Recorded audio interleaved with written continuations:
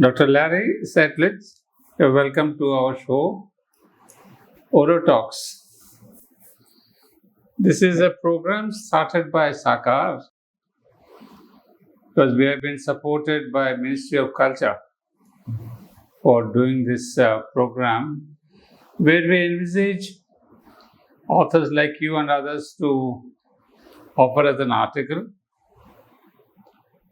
with a comparison between Sri Aurobindo and one world thinker in any field, psychology, philosophy, social thought, anything. Because what we are trying to do is to make Sri Aurobindo relevant to the present times. Because normally we have a tendency to connect Sri Aurobindo with the old Vedas and the Upanishads, and we think there's not much of connection between Sri Aurobindo and the contemporary thinkers. So we thought of this project, how to see that Sri Aurobindo is relevant to the present times, and there are thinkers across the world who know him or who may not know him, but there is a similarity of thought. Sometimes comparison is a contradiction, but definitely we see some kind of influence, impact. So we thought of this program, and I'm very grateful to you for having offered us a beautiful comparison between Mihaly, Csikszentmihalyi, and I think I found his mid-name is Robert. It makes it a little easier. So Mihaly, Robert, Csikszentmihalyi. So Csikszentmihalyi, however. And we have thought of this AuroTalks because your article would go in a book form, definitely. And these talks are meant to spread the word of our book to a wider audience, so that when the book is released, people would know where to find your article and others. And also, this is an occasion where we can make things simpler, explain a little more what you could not do in the article because the article is not too long. We are not giving too long a space. So this is an occasion where you could further add a few more ideas on the other author whom you have chosen. So we are going to have a little chat on this. And my inquiries, questions would be more from the angle of a reader who reads your article and he says, hey, I don't understand this concept. So he's not trying to question you, it's more to see if you can elucidate that, give some more examples for the sake of the reader. Because that attitude that I thought of having this chat. So we have here the psychologist, the person who has started or co-founder of the field of positive psychology, somebody named Mihaly Robert Csikszentmihalyi. Well, it's a tongue twister, I know that. But because he's an Hungarian, his names are different. For Indians, maybe it's a bit difficult. So, however, we prefer to call him Mihaly, is his short form. I think not the whole name. Well, can you just throw a bit of introductory remark about this positive psychologist, just to give an audience about whom are you speaking, just a bit of a background. Okay. I wanted to throw in that about 30 years ago, I was a researcher in positive psychology, you could say. I was working with another main researcher in the field, Ed Diener, who studied subjective well-being. Mm-hmm. So that is basically happiness and life satisfaction. Uh-huh. So when I was in graduate school studying for my PhD, that was the field in which I was working. And Mihaly Csikszentmihalyi, he was also a major figure in that field, and particularly with this concept of flow, which he calls.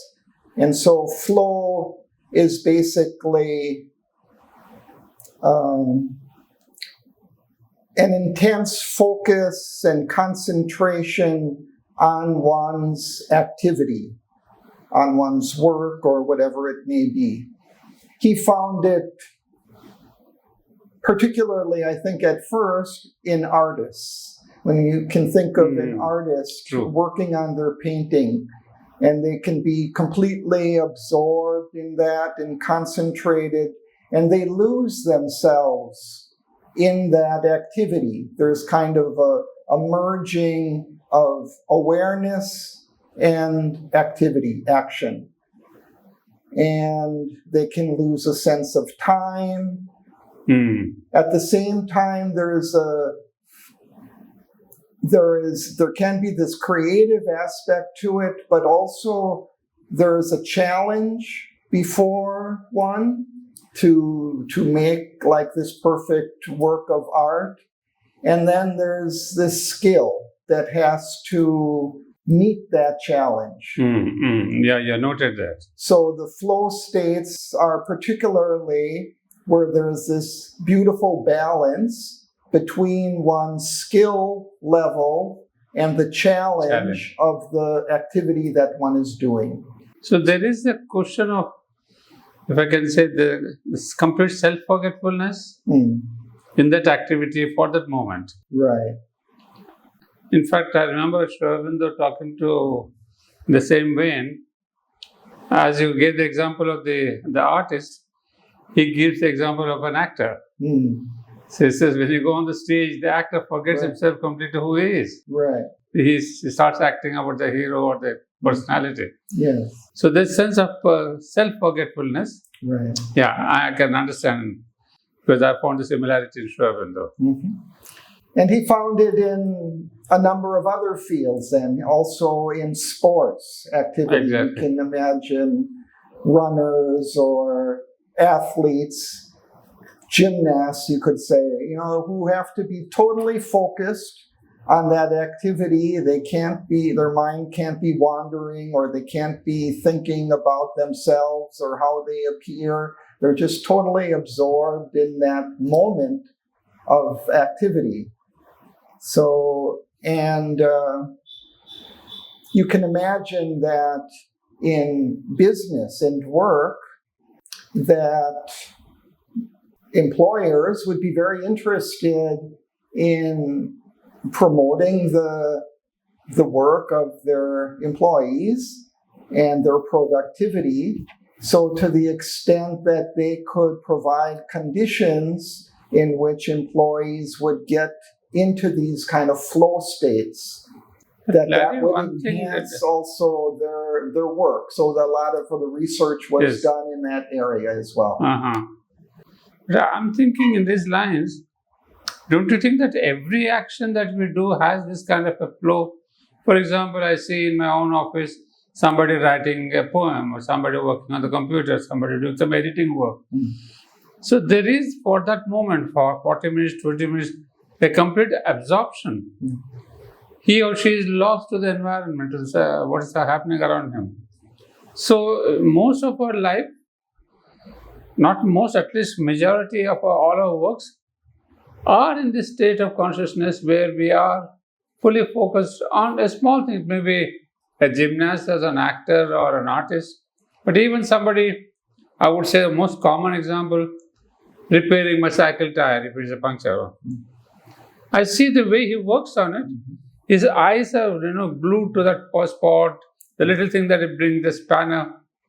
So how do we distinguish this flow happens? I think in every action that we do, actually. Well, that would be good. I mean, if that was the case, but in many cases, people in their work situation are overwhelmed by their work, like that the challenge, the difficulty is too much. And so they're not able to meet that challenge. And then that creates a lot of anxiety in the person. That's the point. Okay. What you have noted very rightly, yeah. Or, and then in sometimes you can imagine on an assembly line or on certain kinds of work that it's just too simple and too mundane, and the person becomes bored. Oh, yeah, that's because the challenge is not great enough for them. It's not taking up their ability. So then they become bored, and then their mind wanders, and their productivity goes down. So, but it's true that there are some people that can even get into a kind of a flow state on the assembly line, or some people are more what he calls autotelic, that they have this kind of personality that allows them to get into these flow states more easily, and some people don't. Some people are just a little bit more scattered. They can't concentrate on the particular actions that they're doing, and they get into this kind of more disordered kind of cognitive state. So he speaks of those kinds of conditions and states as well. So here, what you said is very important. That is, the challenge must be there. If there's not sufficient challenge to suit the skill of the person, then it becomes boring. Or the other way around. If the challenge is there but is not skillful enough, you can't deliver the goods. But what's important here is what Mihaly is connecting the happiness aspect. So when you're doing a work with full concentration and focus, where both the challenge and the skill match each other, that is what you have said rightly. I think the sweet point somewhere you have written. So that is where I was interesting. That sweet point is where the question of happiness kind of, sparks off. Yeah, people report that when they are involved in these flow states more often, or when they are in them, they feel more happy and content in their life. So he found that to promote these kinds of states increases people's well-being and happiness. Yeah, I can imagine that. Yeah, otherwise it becomes very drab, the whole life. That's why I think what we are talking about is more useful for a corporate body or for a company or something. Because I've seen in teaching, because I'm in teaching line, if the challenge is not much, the teacher keeps repeating the same lesson every year, then he or she is bored and he doesn't feel happiness. So I can imagine that. But one more question that I have is, now happiness is related to how does he define happiness as what? As something to do with consciousness, or what you have written here is the mental focus, mental state of being completely absorbed? Because happiness is not only just this question of focusing, but say I'm hungry and I don't get food. I'm not happy. How would you define that unhappiness? Well, that was the area that I was focused on in my research. So we talked about two different aspects of happiness, and one was the preponderance of positive emotions. So the emotional aspect of the person, and this is one of the basic aspects of psychology. We have emotions, we have cognition, and we have motivation. These are kind of three fundamental aspects. So the preponderance of positive emotions over negative emotions. So we have, sadness and anger and different kind of negative emotions. And mainly we have kind of happiness or pleasure as the positive emotion. But not only emotion we found is important, but also satisfaction, life satisfaction is important. So that was another component of happiness is life satisfaction. That's very important. But and that's a more of a cognitive kind of thing. It's not just emotion, but it's also something else, something more that involves the whole person. Exactly. In a way. Yeah. But I did not see Mihaly dealing with that other aspect. He doesn't go into so much exactly that happiness aspect of it. I mean, in this study of flow that I report. Yeah, you have given... I mean, he also has done some research in that area, but here I was talking mainly about his theory of flow.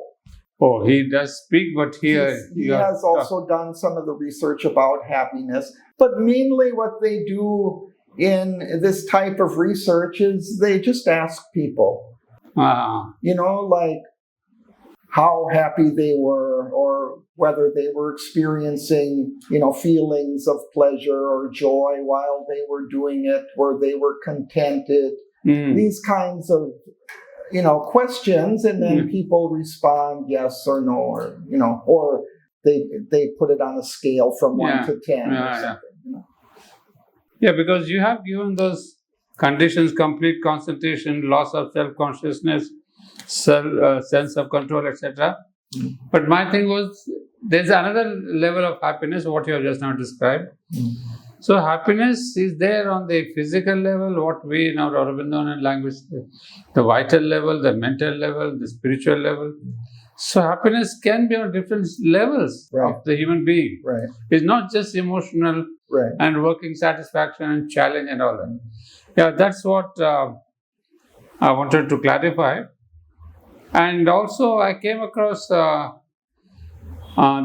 contemporary, another psychologist, Eckhart Tolle, about the power of the now, power of now. It comes very close to what Mihaly is telling, isn't it? Is it that now the aspect of the concentration, is it a similar one? How would you judge? Eckhart Tolle? He's more, I would say, more of a spiritual teacher than a psychologist. And I would say, it's more of it's kind of an approach towards spirituality of remaining in the present moment.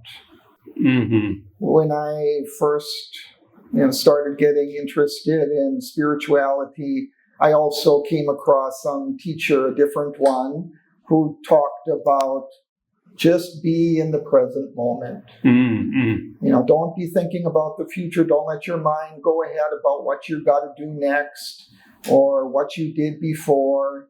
Just be here now. Right? That was the name of the book. Be here now. Oh, be here now. But I saw a book, The Power of Now. Yeah, that's the one. That's totally, yeah. Yeah, I've got...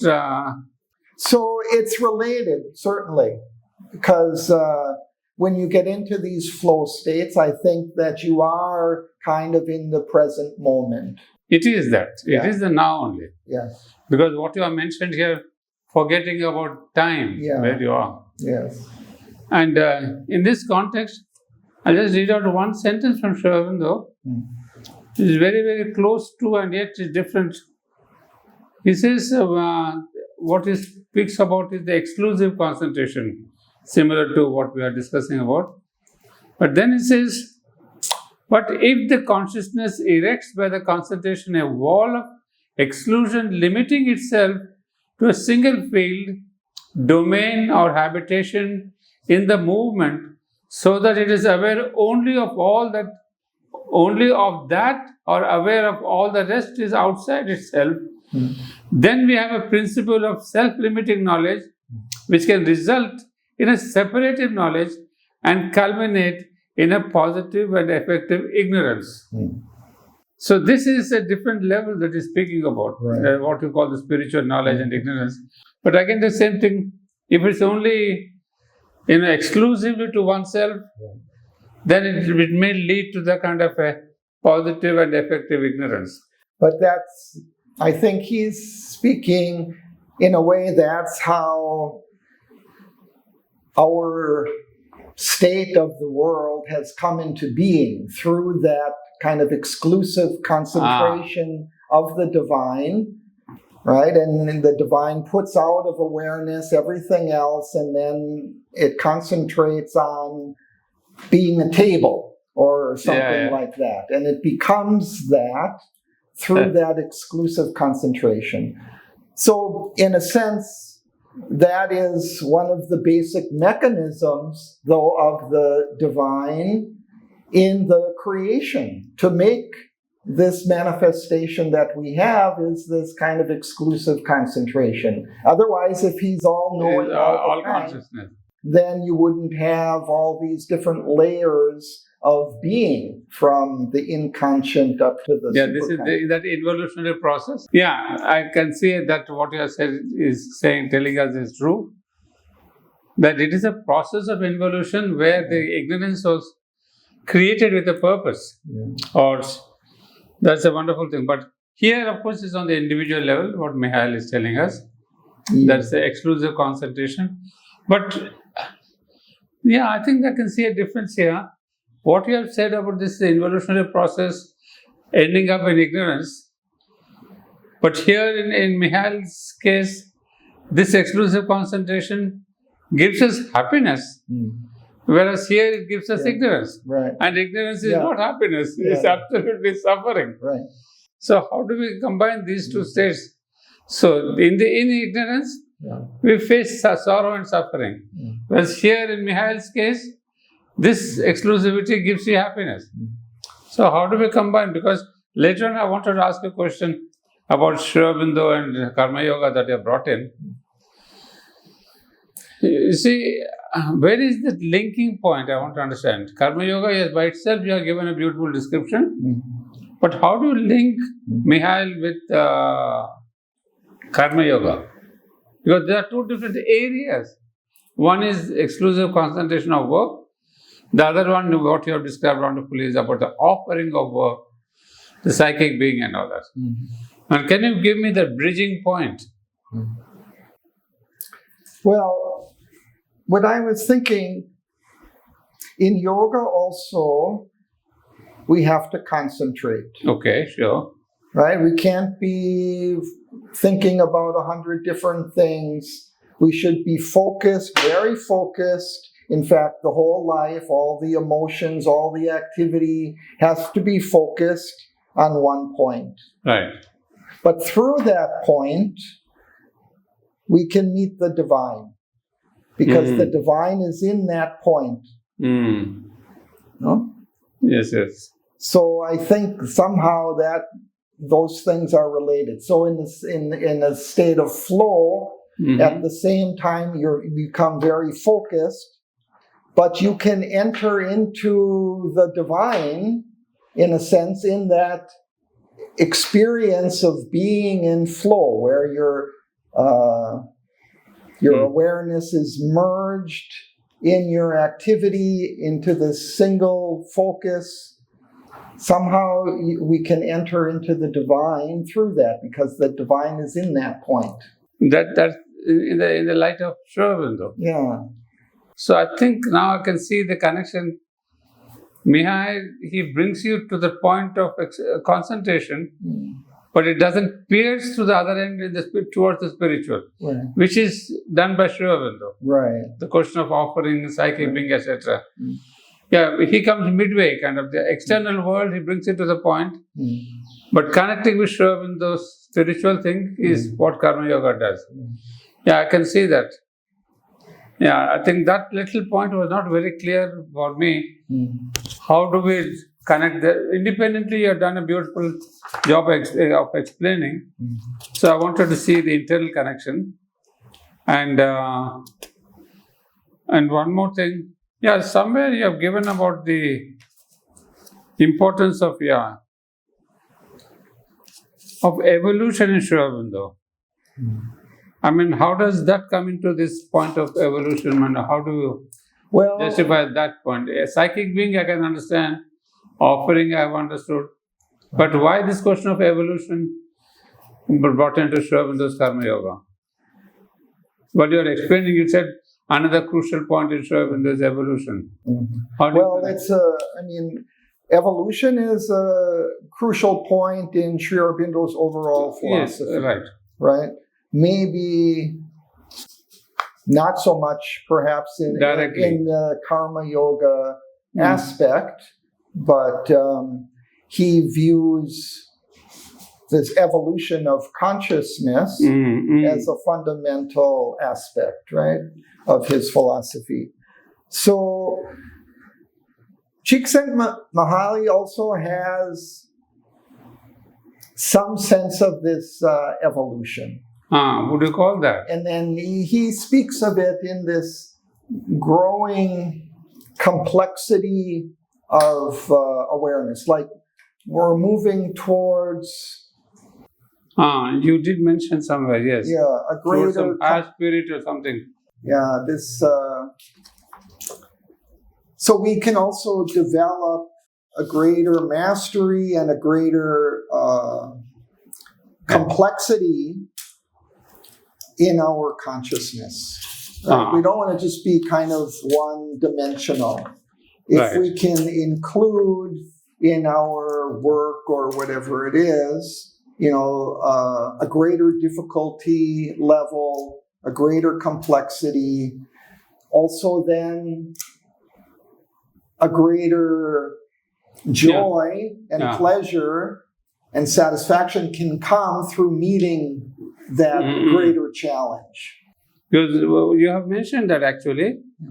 He posits that optimal experiences and a meaningful life are often linked to feeling connected to something beyond oneself. Right.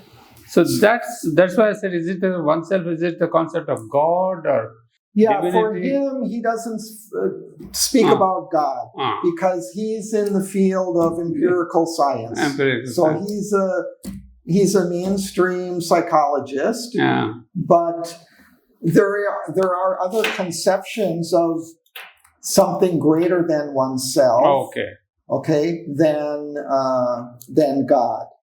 Okay, so when you start speaking about God, then people say, okay, well, show me God. How do I measure God? Right. Like we have in science, we have to be able to have something tangible.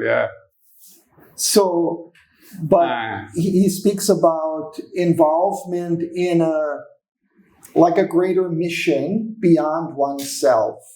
So one might be working for a greater mission, whatever it might be. We can think of humanitarian kind of endeavor, for example, where we're trying to relieve human suffering in some field. Or even you can think of education and trying to enhance the well-being and the productivity of a group of students. So that is a thing that we can be involved in that is not just self-directed. I'll give you your own word. You said aligning with a higher purpose. This doesn't necessarily mean religious or spiritual, but rather refers to a guiding principle, mission, or overarching goal that gives direction and meaning to one's life. Now understand. That's the higher purpose. So that's okay. That's, very beautifully put there. And so that could also be spiritual, but, it doesn't necessarily have to be for this flow state to be involved. So some people may not at all be spiritual, but still get into this flow state. And if they can link it with, it's towards a greater purpose or something, then that is more beneficial for the flow state. Yes, I think it's understandable because we don't have to be all the time God-oriented or divine. One could be serving a higher purpose, and which could be towards a kind of a spirituality, not a religious, but a spirituality. That's very beautifully put. And one thing is, I'm seeing the absence of the use of the word consciousness in Mihaly. Doesn't it refer to any kind of a higher consciousness or one's own consciousness?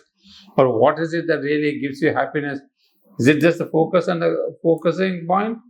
Or does it not use the word because in your science, psychology is not allowed to use consciousness? Or what's the problem?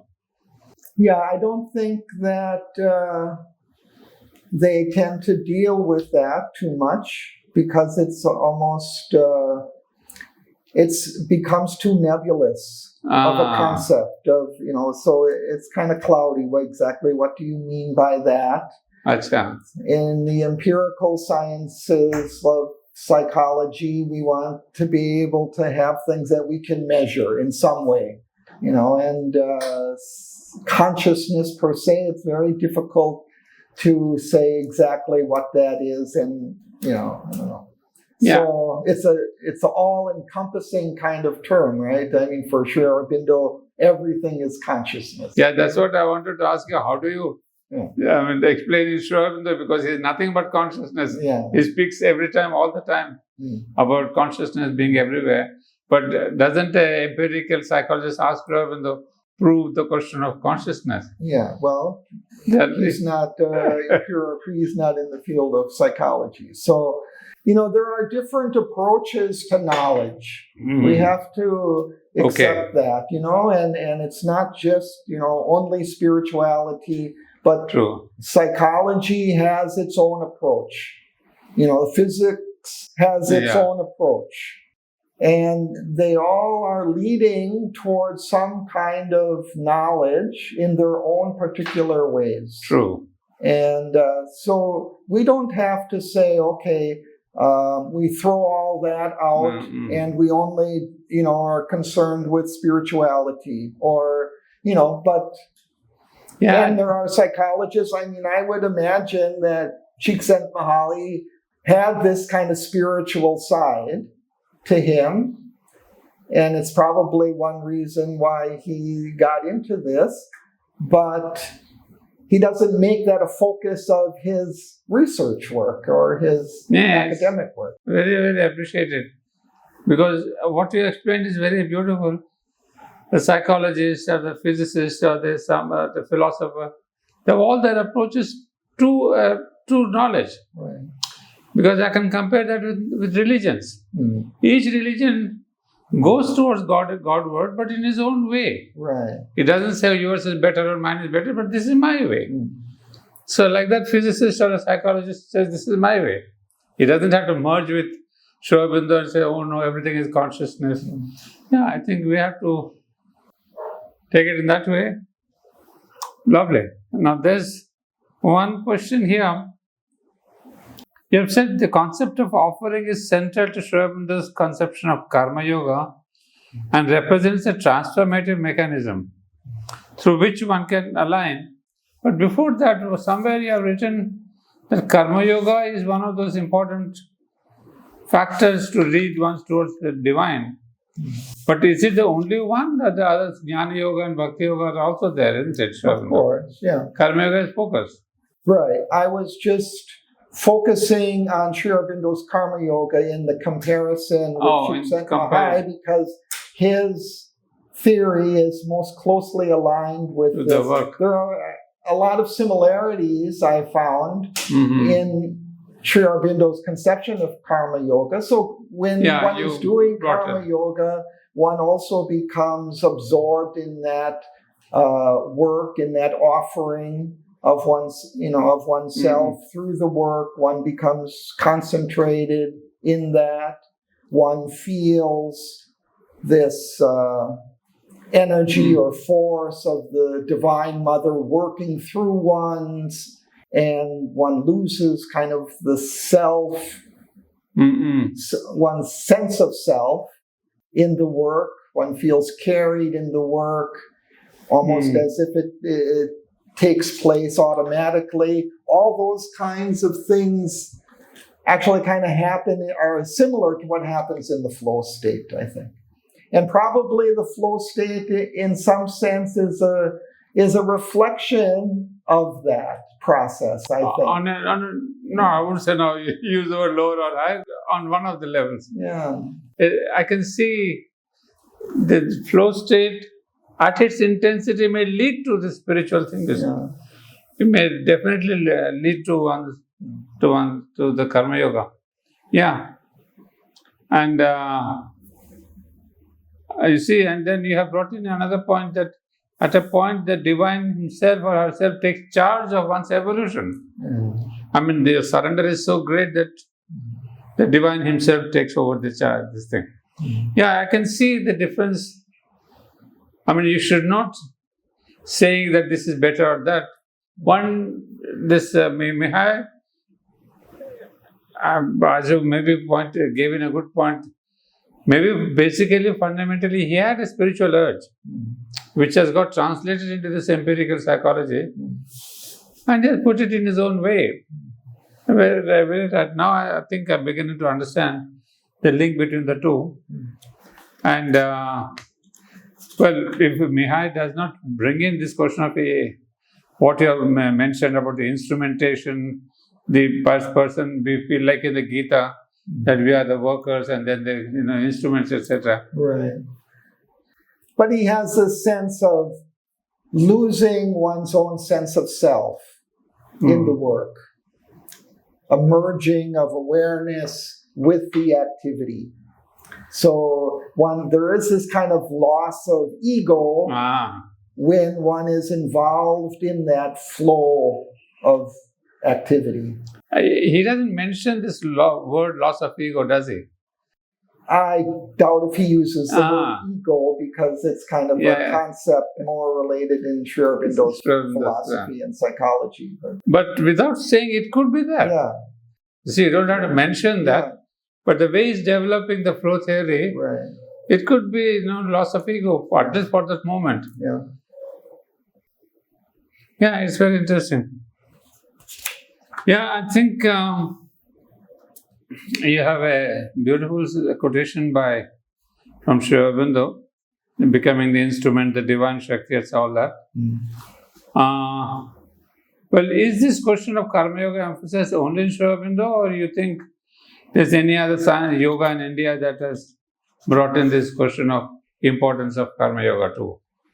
Well, clearly Sri Aurobindo has taken his views of karma yoga. It was very much developed in the Bhagavad Gita, and in his explanation of karma yoga in the synthesis of yoga, he relies very much on the ideas coming out of the Bhagavad Gita. So it's a very ancient tradition.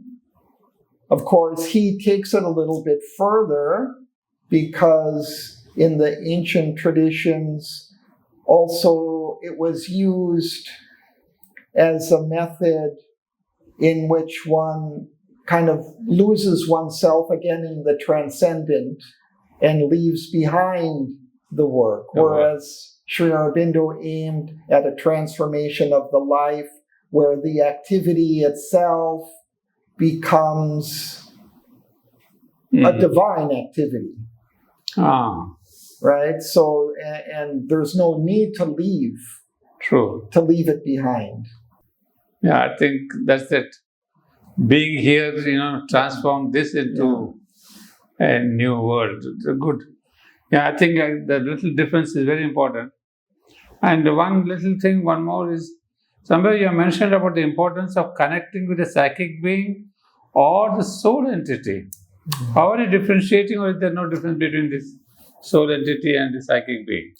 Yeah, I think of the soul entity as kind of the nucleus. Nucleus. So that it's like Sri Aurobindo describes it as the spark of the divine fire. So we can think of it as a divinity, but kind of this pure divinity within each individual. But over the course of evolution, that around that nucleus develops a being called the psychic being.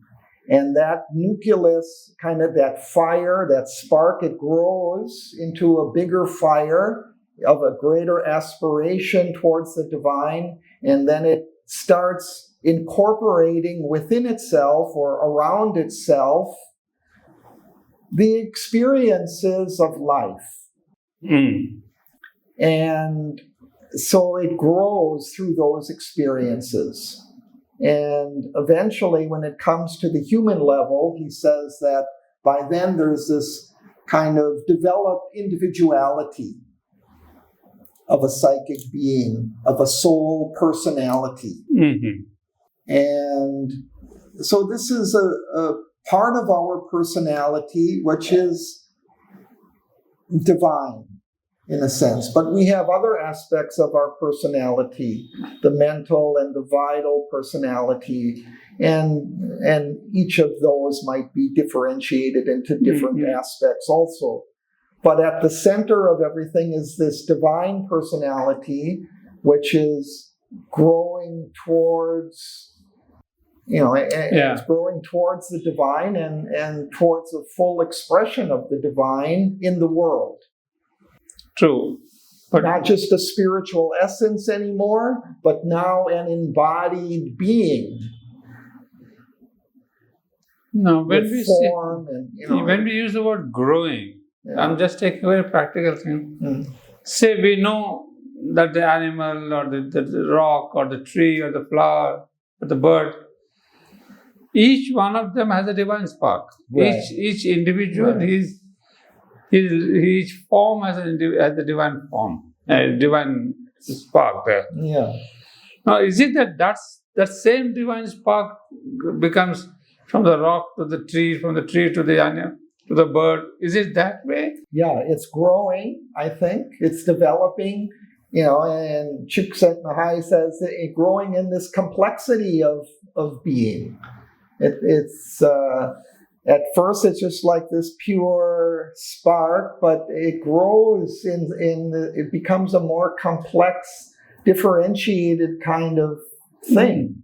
Yeah. So there's a question of rebirth even in the bird or in the animal. I think so. Because even the lion that has a soul spark, through its rebirth, it becomes a human being or comes towards a higher evolutionary form. Yeah, I think that there are many, many series of births of that spark before it gets to the human level, and then even once it gets to the human level, there may be many, many more. Yeah. You can imagine lakhs and lakhs of birth, I think, from a bird to the human being. Right. What a huge journey it is. Well, you have given here a beautiful list of things in Karma Yoga, in differences, intense focus and concentration, etc. And loss of ego you have discussed that actually in number 3, in point number 3 about the differences. Flow states often entail a sense of losing the self or ego as individuals become completely immersed in the task at hand. So you do mention about but these are similarities, right? Similarities. So the differences come later. But here, non-attachment is what I was questioning. Karma Yoga emphasizes the concept of non-attachment to the outcomes of one's action. Now, this aligns with the idea of flow. The sense of the non-attachment comes in flow also. How does it spark in? Because, this attachment, detachment, etc. is not there. It's there in this section of the similarities, the differences, and complementary aspects. So non-attachment. Number 4. One of the interesting things that Csikszentmihalyi also researched was this idea of intrinsic motivation. So intrinsic motivation is to be motivated to do something, not for any external reward or anything but only for internal, intrinsic. It means that one is just involved in doing that for the pleasure or something, the satisfaction that comes from doing it. Not for any reward. Right. Wow, that's something great. So that's one of the other important concepts related to subjective well-being in this field, that those who are intrinsically motivated tend to be also happier, more satisfied.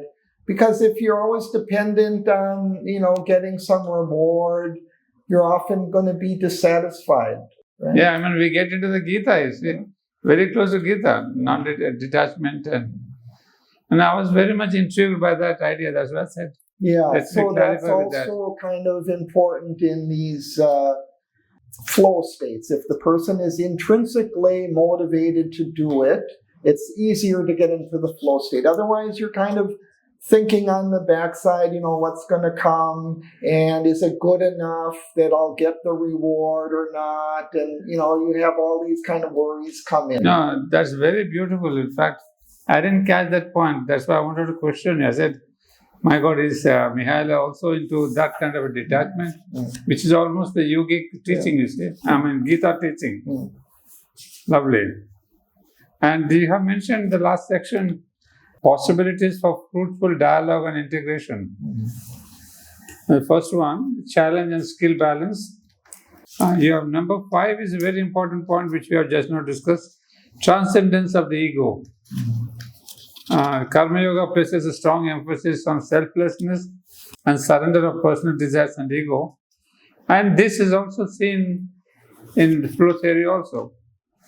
Yeah, one of the things that I had was thinking about before was, in the integral yoga, often people are kind of at a loss, a little bit, how do I do this? And besides, it seems very difficult, and the goal is very far away, and I don't know how to get engaged with it. I hear this kind of thing often. And these are kind of some of the blocks that he talks about for flow states, like that the challenge is too great for one's skill level, or there's not a clear feedback about how one is doing and progressing towards the goal. He says that's important for these flow states. You have to have some feedback. And in yoga, we don't really have much feedback about, except maybe our suffering when we stumble and fall or whatever. But otherwise, we don't have kind of clear feedback. And so one of the things in karma yoga that this offers as an aspect of the yoga, I think, is we get involved in an activity in service to the divine, but some activity that's tangible, that we can have a kind of more proximate goal towards which we're working. I have to accomplish this by next week, and I have to get this done. And so we have a clear goal. We know how to move towards it. We have a sense of what we can do in order to accomplish that work. That allows us, I think, to get into a kind of a better groove. Whereas if it's just something kind of nebulous about, I have to reach the supermind, what do I do? You get involved in some service, some action, some work that's tangible, make it an offering to the divine, then you can move step by step in a kind of a graduated way and make progress. I think very rightly said. What you have analyzed is, I also know that is the goal is very uncertain. We speak of it, transformation of the ego, of transformation of this. But right now in the process of action, we get confused because There are so many elements that come in my desire, my wishes, my body, my mind. The path is not very clear. And not only not clear, very concrete or very tangible. What you have said about Mihaly is very useful. I can see that maybe you could work a little more on this connection, because it would be very helpful to sadhaks of integral yoga themselves. Because, all the time we speak in hi-fi terms. And especially the newcomers, those who don't read much or haven't read much of Sri Aurobindo or the mother even, they get into a mode of the devotional aspect. Really the working aspect, the karma yoga, they forget about it.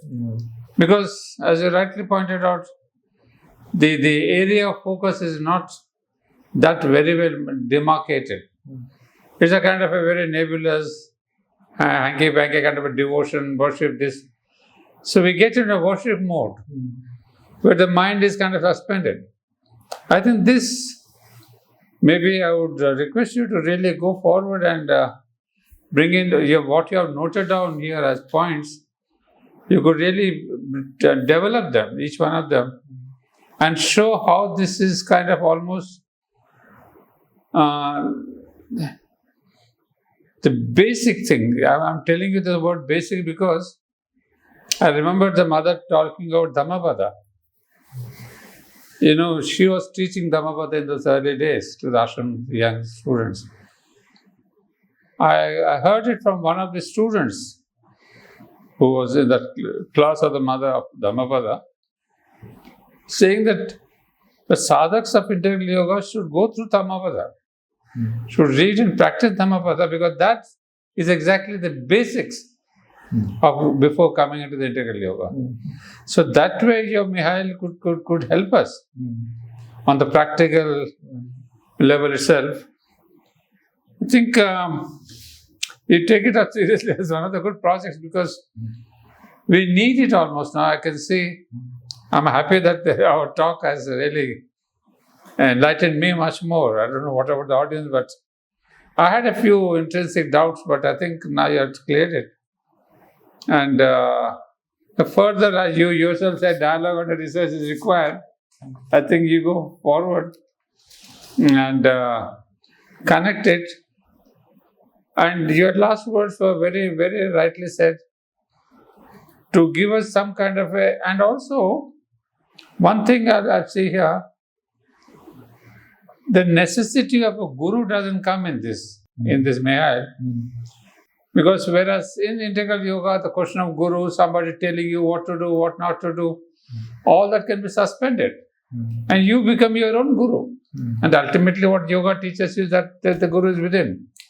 So kind of a self-analysis, finding out where I am, what I can do, the next step, kind of going to the next step, instead of having a huge amorphous aim where the person is more confused and he does nothing. So Mihaly helps us to, because we are aware of the divine aspect and connect the divine aspect to Mihaly, then we get this kind of a very beautiful, smooth path. Yeah, thank you, Larry. We have done a lovely work, but definitely I would like to see you bringing out a book on Mihaly and Sri Aurobindo on a more extensive manner. Because you see, I have taught a lot, I've gone around speaking to people. This philosophy of integral yoga, etc., could be mesmerizing. It attracts people and very nice idea. But as you said rightly, now next, what do I do in the morning tomorrow, 8 o'clock? So then the confusion begins. And being in a confusion, you end up doing nothing. Right.